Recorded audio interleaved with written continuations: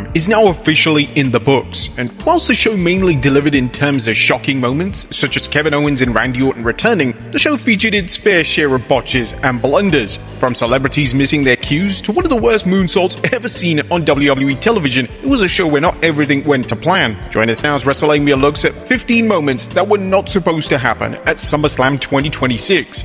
Be sure to subscribe and hit that notification bell for daily wrestling videos, and follow us on our new Facebook page. Number 1. Liv Morgan's attire malfunction. Now, attire malfunctions can occur at any time in a WWE match, and if they occur, one will hope that it's a small malfunction and the wrestler is quickly able to recover. Thankfully, that was the case with Liv Morgan during SummerSlam, as during an altercation on the outside, Morgan suffered a brief attire malfunction. Thankfully, she was able to recover quickly thanks to some assistance from her Judgment Day associate, Raquel Rodriguez, who was also caught on camera for sneaking under the ring.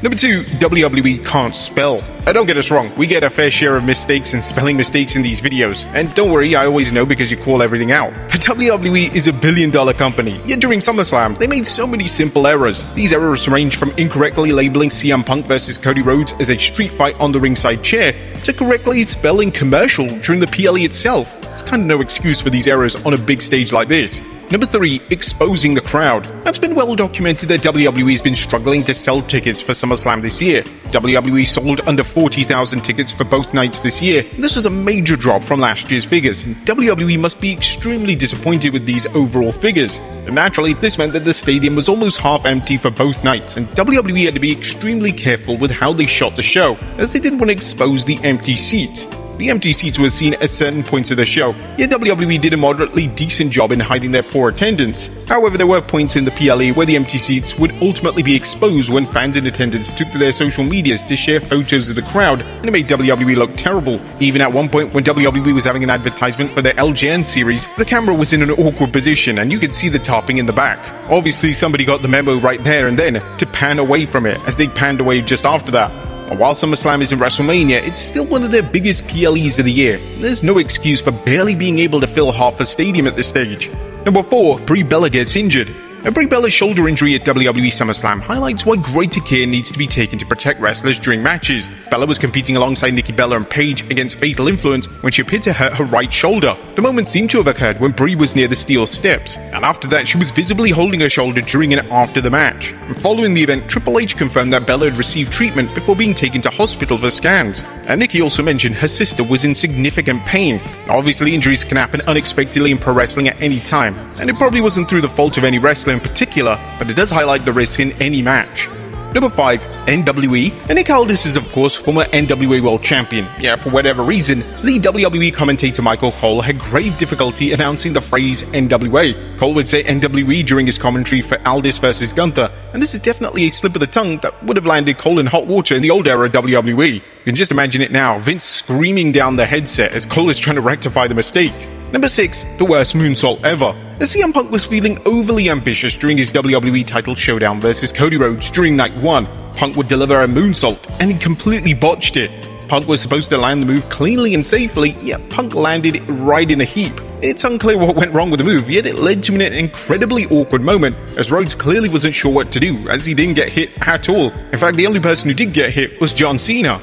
Even Michael Cole was confused with how to address the move on commentary. Now, whilst it's appreciated that Punk is trying out new and rare moves that he doesn't normally do, there's just no need to do this at this stage of his career. And it's a miracle he didn't come out of SummerSlam with a serious injury. This unfortunately wasn't the only time Punk landed in a heap during the match, as when Punk attempted an elbow from the top rope onto Rhodes through the announce table, Punk landed in the worst way possible. It's almost as if he went feet first onto the commentary table and then awkwardly landed on his knees. And whilst this all contributed to the story of the match, there was no way that this was how Punk was supposed to land, especially when analyzing prior landings from the exact same spot. The botch landing likely came down to fatigue and exhaustion, as this was at the tail end of the match, and Punk's body likely just couldn't commit to such a huge spot. Number 7. Drop title. Now, speaking of CM Punk possibly being fatigued, this was seen during the post-match antics as Punk managed to drop his title as he was about to wave it up in the air. Obviously, this could have been easily put down to Punk's exhaustion, yet it was a botch nevertheless. Number 8. Mic issues. Mic issues are unfortunately common in WWE, especially on a live PLE. SummerSlam 2026 was no exception, as when Michael Cole cut to the post-show team, the mics weren't working properly, and it was impossible to make out what on earth the hosts were saying. This is likely going to be edited out of future replays of the PLE on Netflix and ESPN, as there's no need to keep this audio malfunction in the broadcast. Number 9. Oba forgets the finish. The finish of Oba Femi vs Brock Lesnar inside Hell in a Cell was supposed to be special. The finish was supposed to see Lesnar take a fall from grace onto the exposed ring canvas. This would have been an epic finish. It would have cemented Femi as the guy that finally stopped Lesnar in his tracks. Unfortunately, this went completely wrong, and when Lesnar took the bump, he completely missed the exposed wood. This then led to an awkward moment of Lesnar looking behind him during the final pin to realize that the final spot had been completely botched. Some fans believe that this completely ruined the match, and it's hard to disagree, as the entire match built to this one single spot, and it was completely mishandled. An interesting element when it comes to Lesnar is that he wore elbow pads for the first time in years during his match, something he hasn't worn since his first ever run in WWE, and there was a likely reason behind this, as Lesnar knew he was going to take this huge bump on the exposed mat, and he didn't want to do it without. Rather hilariously, it was all for nothing, and during the post-match angle which saw Lesnar go completely off script, he was quick to take the elbow pads off, as they were clearly irritating him throughout the matchup. Number 10. Sami didn't kick out. Whilst it was fantastic to see Kevin Owens return at SummerSlam, his return was almost an utter disaster, as the match finish was almost botched. During a pin attempt from Finn Balor, the scripted spot was that Gunther would break up the spot, yet he completely missed his cue. It has been debated whether or not the referee hit the 3 count, and the fact that he looked over to the timekeeper suggests that he was about to call it as a legitimate shoot and crown Balor as the winner. WWE went through a period of calling every match finish as a shoot, meaning that if a wrestler failed to kick out, the referee would have to call it as such. It's unclear if this is still the practice in the TKO era, but it looks like the game is more in favor of keeping things as initially intended. Number 11. Out of position. The match between Trick Williams and Baron Corbin went completely off the rails towards the end. The scripted spot was supposed to see Corbin run against the ropes, only for rapper Lil Yachty to hit him with a kendo stick. The rapper completely missed his cue, and this led to an awkward moment where Corbin had to scream his name in the middle of the match, similar to how Eddie Guerrero got angry with Vicky Guerrero at SummerSlam 2005. Where the F is Vicky? Every single fan noticed this, and it was made even more awkward thanks to Corbin, Trick Williams, and the ref standing there not knowing how to proceed. Whilst Yachty had been fantastic in his role on TV so far, these spots have to be executed correctly, as it completely ruined the match. Number 12. Ouch. Toritohausen was impressive once again in the Human Monies on a pole match during SummerSlam. However, he had one rather rough landing. During his dive onto JD McDonough, Hausen landed rough on the barricade head first. Both thought he was a bull again. Thankfully, it does look like he's okay, as there's been no reports of any injuries coming out of night 2 of the broadcast. Number 13. Where is Dean Ambrose? The WWE production crew would have been having a meltdown during the show's main event. During the intros for Roman Reigns vs Seth Rollins, a fan held up a sign saying, "Where is Dean Ambrose?" Hilariously, the fan kept bringing the sign back into the frame of the shot, so he clearly knew what he was doing. WWE were insistent on not showing the sign again, so it's possible that they purposely shot around the sign, and we can't rule out the idea that the sign was confiscated.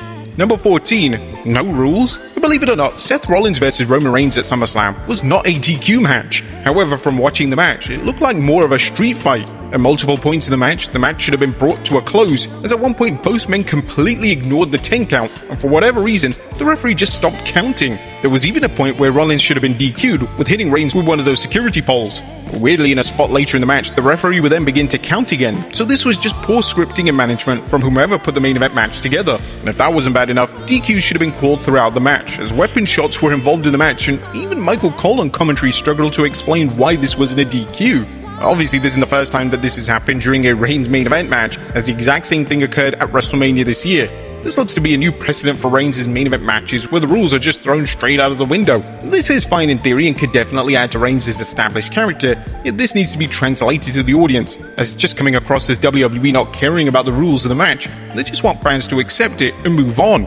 At number 15, Corey looked pissed. Now, probably not a botch per se, but this looked completely off. On the SummerSlam post-show, Corey Graves would talk about how Corbin pulled off a huge win, winning the US title, and massively putting over Trick Williams, who's been red hot. But as he was making his point, he was interrupted by Joe Tessitore, and it seemed that Graves wasn't too happy about it. Let's face it, Corey could run rings around Joe, who doesn't grasp the same level of wrestling knowledge he has, and it was clear that he didn't want to be interrupted. But this was all likely a call from producers to